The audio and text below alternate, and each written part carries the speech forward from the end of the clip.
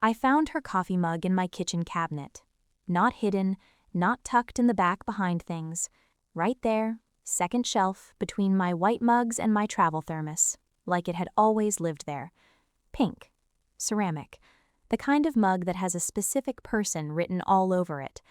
I had never seen it before in my life. I picked it up, turned it over.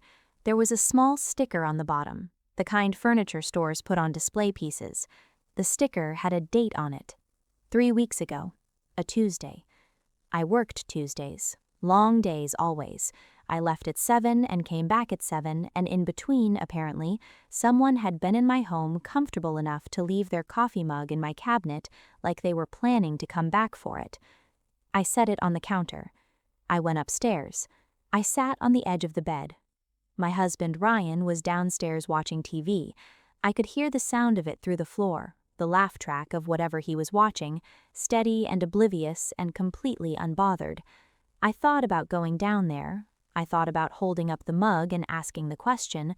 I thought about the version of this conversation where he explains it and I believe him, and we move on, and the mug gets thrown away, and I spend the rest of my marriage wondering. I didn't go downstairs.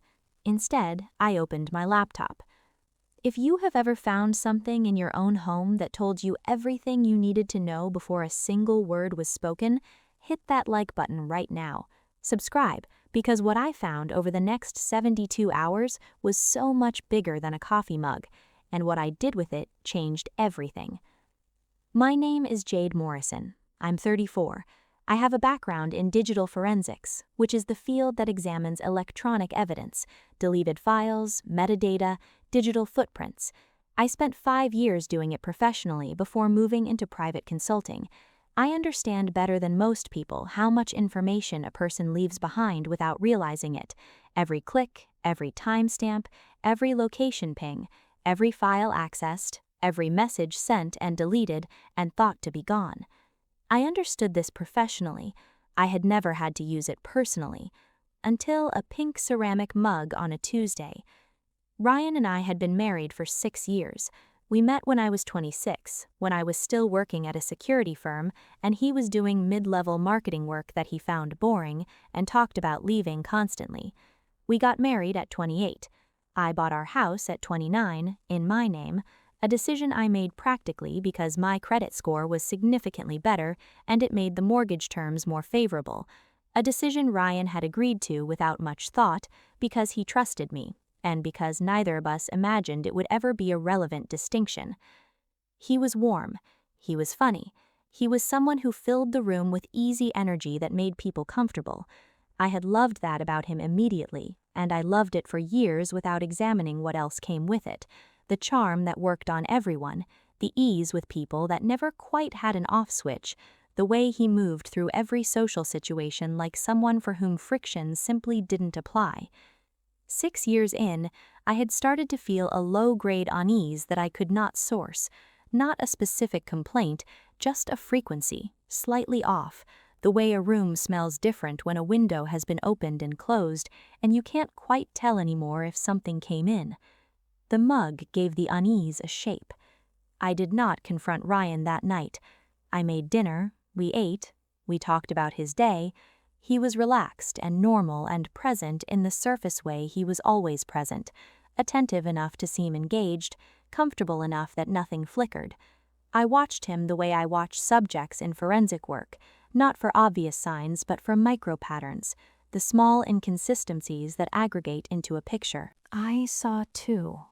A half-second delay when I mentioned I had come home earlier than expected. A specific way his eyes moved when I asked, casually, whether anyone had stopped by. "No," he said, "quiet day." I nodded, cleared the plates, went to bed. At midnight, when his breathing had been steady for 20 minutes, I got up. I went to my home office, I closed the door, I opened my laptop. Here is what most people do not know about the devices in their homes. Every piece of technology leaves records. The home Wi-Fi router logs every device that connects to it, every website visited, timestamps for everything. Smart home devices, thermostats, doorbell cameras, security systems log activity continuously. Most people never look at these logs because they have no reason to. I had a reason now. I pulled the router logs first. Our network, 2 weeks back. There was a third device, an iPhone, not mine, not Ryan's, appearing on our network every Tuesday and Thursday between 9 a.m. and 5 p.m., regular, consistent. 11 weeks of Tuesdays and Thursdays. 11 weeks. I sat with that number. Then I pulled the doorbell camera history. We had installed it 2 years ago after a package theft in the neighborhood. Ryan had set it up. He had access to the app. What he had apparently forgotten or never thought to check was that the history was also accessible through my account because we had set it up on the shared home profile. I scrolled back 11 weeks. She came on Tuesdays and Thursdays at approximately 9:15 a.m. after Ryan's car was already gone from the driveway, after I had already left for work. She used a key, not a code, a physical key. She let herself in, stayed until approximately 4:30, left before either of us came home. She was there so regularly the doorbell camera had started auto-tagging her as a familiar face. My own security system had filed her as practically a resident. I closed the laptop. I sat in my dark home office for a long time. The anger that came was not the hot kind. The hot kind is the kind that wants to scream and throw the mug and demand explanations. What I felt was colder and more specific, and in some ways worse. The particular fury of a person who is very good at finding things, and who has just found something enormous in the place she thought was safest. I did not scream. I did not throw anything. I opened a new folder on my desktop, and I labeled it with the date, and I went back to work. Over the next 72 hours, I built a case file that would have been admissible in a professional investigation.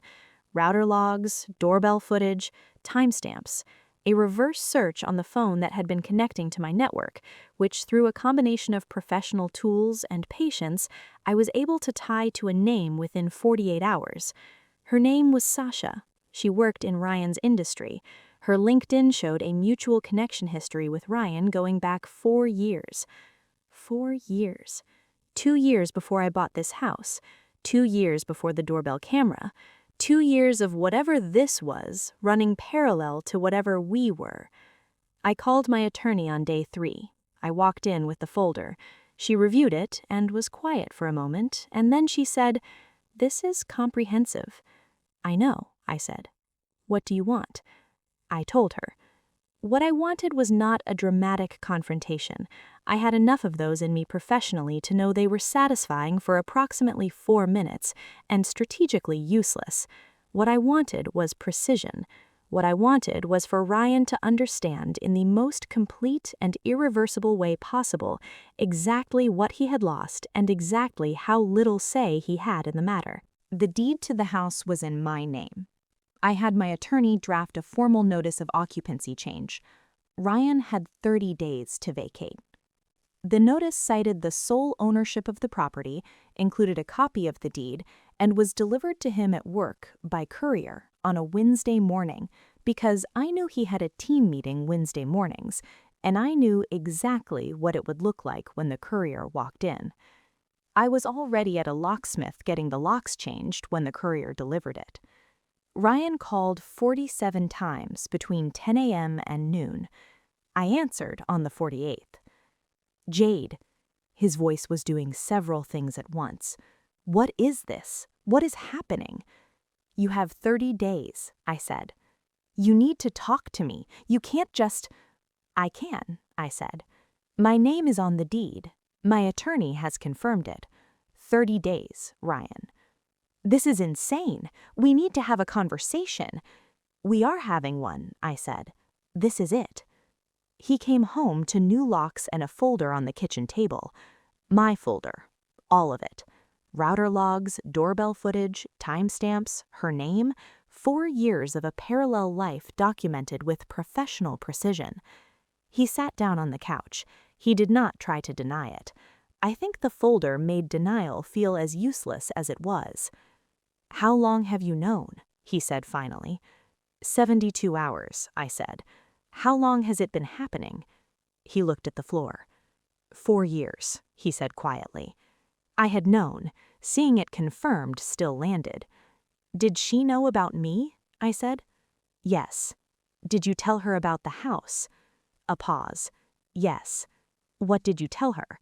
Another pause, longer. I told her we'd been unhappy for a long time. I told her things were ending. I looked at him. So you had already decided, I said. He didn't answer, which was its own answer. Then this is convenient for everyone, I said. 30 days. I want to tell you about something that happened 2 weeks after Ryan moved out, because this is the part that completes the picture. Sasha called me. I don't know how she got my number. I answered because I didn't recognize the number and I had been answering unknown calls during that period because I was handling logistics. She started talking immediately, not apologetic, confident actually, in a way that told me she had rehearsed this.